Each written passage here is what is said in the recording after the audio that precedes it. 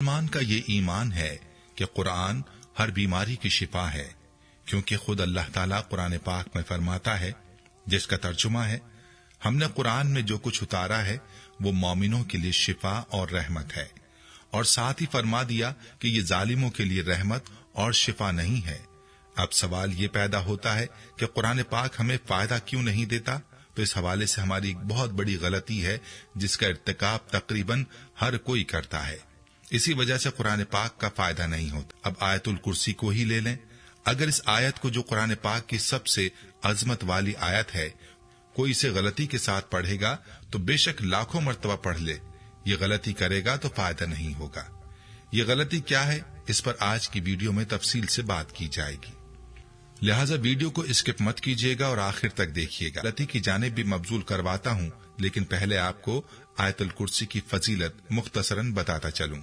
याद रहे कि तमाम नबियों में ऊंची शान हमारे प्यारे आका सरवर दो जहां हजरत मोहम्मद मुस्तफा सल्लल्लाहु अलैहि वसल्लम की शान है। तमाम किताबों में ऊंची शान हमारी किताब यानी कुरान पाक की शान है। और इस शान वाली किताब की तमाम आयात में जो ऊंची शान और अजमत वाली आयत है वो आयतुल कुर्सी है। जैसा कि अबू मुस्लिम की एक रिवायत के मुताबिक सैयदना अबी बिन काब बयान करते हैं कि नबी सल्लल्लाहु अलैहि वसल्लम ने उनसे पूछा, ऐ अबू मुंजिर, क्या तुम जानते हो कि तुम्हारे पास किताबुल्लाह की सबसे ज्यादा अजमत वाली आयत कौन सी है? कहते हैं कि मैंने जवाब दिया, अल्लाह और उसका रसूल सल्लल्लाहु अलैहि वसल्लम ज्यादा जानते हैं। रसूलुल्लाह सल्लल्लाहु अलैहि वसल्लम ने दोबारा पूछा, ऐ अबू मुंजिर, क्या तुम जानते हो तुम्हारे पास किताबुल्लाह की सबसे ज्यादा अजमत वाली आयत कौन सी है? मैंने कहा, अल्लाहु ला इलाहा इल्ला हुवा अल हय्युल क़य्यूम, यानी आयतुल कुर्सी। तो रसूलुल्लाह सल्लल्लाहु अलैहि वसल्लम ने मेरे सीने पर हाथ मारा और फरमाया, अल्लाह की कसम, तूने दुरुस्त कहा। ऐ अबू मुंजिर, तुम्हें इल्म मुबारक हो। मेरी बहनों और प्यारे भाइयों, इस रिवायत से इस आयत की शान का अंदाजा हो ही जाता है। इसके और भी बहुत से फजाइल हैं। रिवायात में आता है कि इस आयत में अल्लाह ताला का इस्म आजम है, और इस्म आजम की खुसूसियत ये है कि जब इसके जरिए अल्लाह से दुआ की जाए तो अल्लाह ताला कबूल फरमाता है। और आयतुल कुर्सी के बारे में हजरत अबू इमामा रजी अल्लाह ताला अन्हु ने बयान किया है कि नबी सल्लल्लाहु अलैहि वसल्लम ने फरमाया कि जो शख्स हर फर्ज नमाज के बाद आयतुल कुर्सी पढ़ेगा, उसे जन्नत में दाखिल होने से सिर्फ मौत ही रोक सकती है। इसी वजह से हर फर्ज नमाज के बाद आयतुल कुर्सी की तिलावत का हुक्म दिया गया है, और इसको पढ़ने वाले और जन्नत के बीच में सिर्फ मौत का फासला होता है। प्यारे भाइयों, अगर किसी मुसलमान से पूछा जाए कि क्या वो जन्नत में जाना चाहता है, तो उसका जवाब हमेशा असबात में ही आएगा।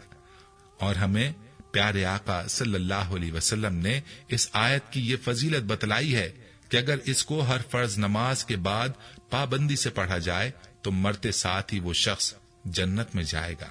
लेकिन फजाइल तो तभी हासिल होंगे जब हम वो गलती नहीं करेंगे जिसका तज़किरा वीडियो के आगाज में हुआ। तो चलिए आपको बताते हैं कि वो गलती क्या है। प्यारे भाई और मेरी बहनों, गौर से सुन लो कि अक्सर लोग जब आयतुल कुर्सी पढ़ते हैं तो वो बगैर आऊज़ु बिल्लाह और बिस्मिल्लाह के शुरू कर देते हैं। आप आयतुल कुर्सी को अगर लाख बार भी बगैर आऊज़ु बिल्लाह के पढ़ो तो इसका फायदा नहीं होगा।